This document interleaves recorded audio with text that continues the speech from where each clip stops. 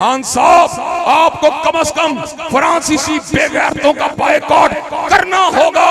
اور ان کو یہ بات بتلانی ہوگی مسلمان ہر چیز کو گوارا کر سکتے ہیں لیکن آمنہ کے لال کے دین کو گوارا نہیں کر سکتے۔ ختم نبوت کی جنگ ہمارے دادوں نے لڑی ہے، ہمارے آبا نے لڑی ہے، آج ہم لڑ رہے ہیں۔ ایک وقت آئے گا ہم دنیا سے چلے جائیں گے لیکن یہ جنگ ہمارے بیٹے بھی لڑیں گے، پوتے بھی لڑیں گے، پوتے بھی لڑیں گے۔ قیامت کے دن کے آ جانے تلک ختم نبوت زندہ باد کے نعرے لگتے رہیں گے اور مردائیت مرد آباد کے نعرے بھی لگتے رہیں گے۔ حکام پالا کو یہ پیغام دینا چاہتا ہوں، ایوان صدارت میں، ایوان بدارت عظما میں اور قصر شاہی میں اس بات کو پہنچا دینا چاہتا ہوں، اگر تم نے فرانس کے ساتھ بائیکاٹ نہ کیا پھر قصور کی بات نہیں، پھر لاہور کی بات نہیں، پورے پنجاب کو جگا دیا جائے گا، خیبر پختونخوا کو جگا دیا جائے گا، سندھ کو جگا دیا جائے گا، بلوچستان کو جگا دیا جائے گا اور اسلام آباد کو ہلا کر دیا جائے گا اور اسلام آباد کے ایوانوں کے پر پرچم رسالت۔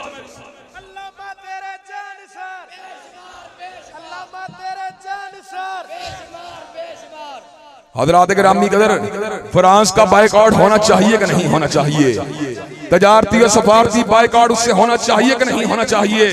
ان گنڈوں کے ساتھ مقاطعہ، ان گنڈوں کا ٹوٹل بائیکاٹ، یہ مجھے یہ بات بتلائیے ان سے تعلقات کا کلی انقطاع ہونا چاہیے کہ نہیں ہونا چاہیے؟ حضرات گرامی قدر مجھے یہ بات بتلائیے، اگر آپ کو اس مقصد کے حصول کے لیے اسلام آباد بلایا جائے آنے کے لیے تیار ہیں انشاءاللہ، اگر آپ کو لاہور بلایا جائے لاہور آنے کے لیے تیار ہیں انشاءاللہ، اگر آپ کو مال روڈ پہ بلایا جائے مال روڈ پہ آنے کے لیے تیار ہیں انشاءاللہ،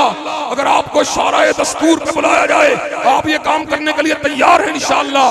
انشاءاللہ نظام مصطفیٰ کی بھی جنگ لڑتے رہیں گے، حرمت رسول اللہ کی جنگ بھی لڑتے رہیں گے اور جو بھی ظالم ہیں،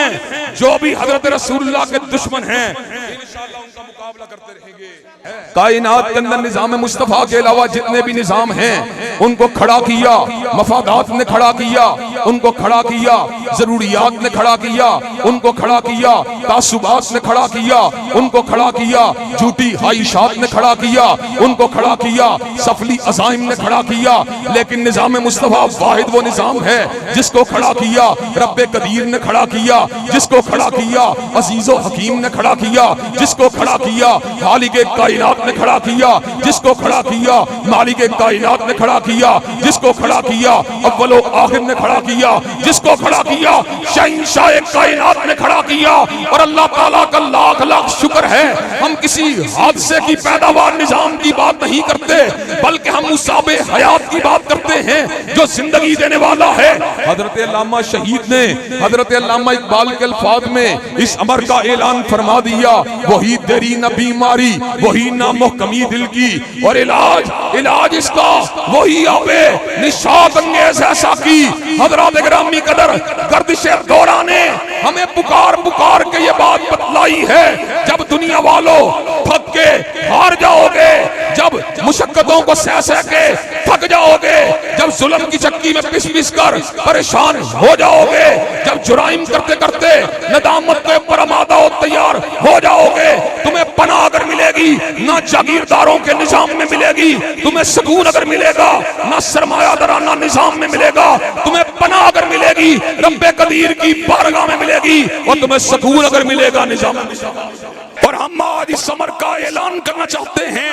اس پنڈال کے اندر جہاں پر انور شاہ کشمیری کے بیٹے بھی بیٹھے ہوئے، ثناء اللہ امرتسری کے بیٹے بھی بیٹھے ہوئے، پیر مہر علی شاہ کے بیٹے بھی بیٹھے ہوئے،